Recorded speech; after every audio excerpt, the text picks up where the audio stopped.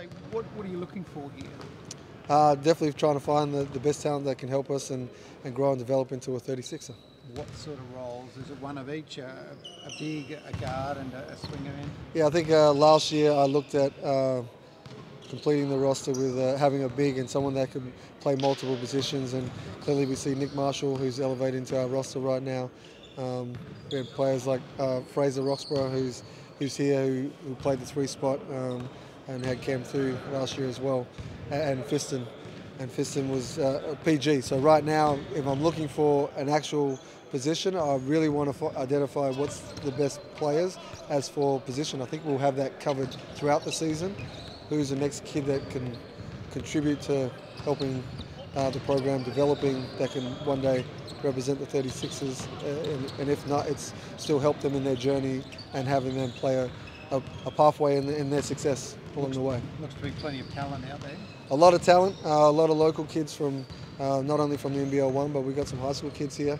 Again, Fraser Roxburgh was year 11 when he came to us, and to have a player like him to be identified at a young age.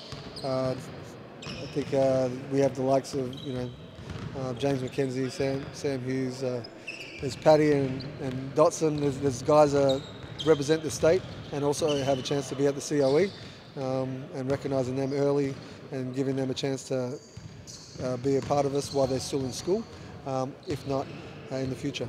Someone like James, who did so well for the state under-18s team, someone that young, you'd still got a chance to get one of them? Oh, definitely. I think I don't like to pigeonhole anybody, and for my journey to get where ultimately I got drafted and played for Australia, and to be recognised, it's like you got to be given that window to showcase your skills and then believe in your ability, and then showcasing that in an environment like this goes a long way to helping him see where he can get to, but also knowing that school's a priority, and we make sure that we hold that high. And plenty of familiar names. You've got a McVeigh, you've got a Sapple.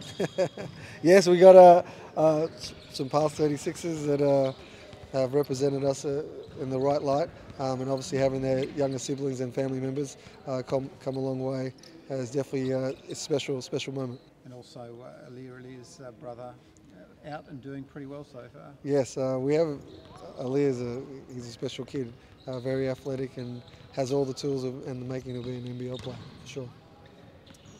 CJ, how did you go about selecting the lineup? Obviously, you've got 20 young people out here that are very talented, and from college, as you said, from high school and that. How did you go about the process of selecting a list and landing on it? Selecting a list, we went through, sat with my staff, and clearly gone through players that are competing on the national circuit, kids that are coming back from college, wanting to see them and see where they're at, and then outside of SA, because we're allowing everyone that's playing in the NBL 1 Central, we want to really give them the chance I want people that want to play for Adelaide to be in Adelaide, and that way the Adelaide fans get to recognise them and understand who they are and get to support them, and they have support behind them. And then the local kids that are Adelaide kids that are playing out of state, there's a lot of them, and we wanted to go through a list of them that are outside that want to be a part of this and have a chance to be a 36er, where they're in other states playing right now because that's where their home is, but then giving them that window and opportunity as well. And so through that list, we went through some clubs, but through my staff, as I said, and working through what's best and what positions do they play. Do we have too many in that spot? But there's never enough, really, for me.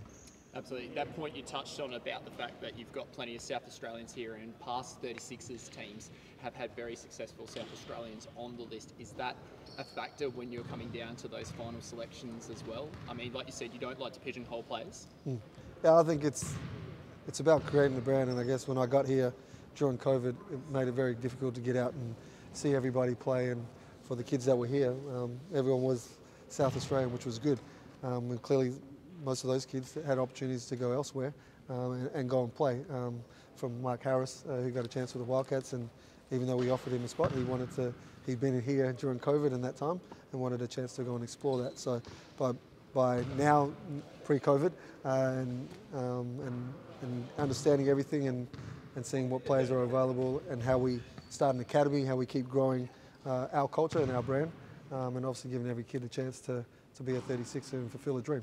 Thanks, CJ. That's all from me. Pre-season is fast approaching, CJ. How is the next season shaping up? Or you've had a bit of a break now. How's things looking? It's been good. I think we've identified quite a few players, as you've seen so far. We've still got some ways to go. We was looking at a next star that fell through the ranks, but there's still other next stars that are available. So we'll take our time and pick and look at players to see what fits our group and will help us in the long run to be able to achieve our goal. But as for the pre-season, just getting my staff organised, and clearly with Jamie's departure coming up, definitely excited for him, but also know that that's a big piece that we'll miss from the club. It was here before I got here, and clearly transitioning is a big key as well. Do you look in the country to fill that role, or you could look elsewhere? I'm looking in the country. I've had some Zoom calls from overseas so far, but ideally I'd like it to be in the country.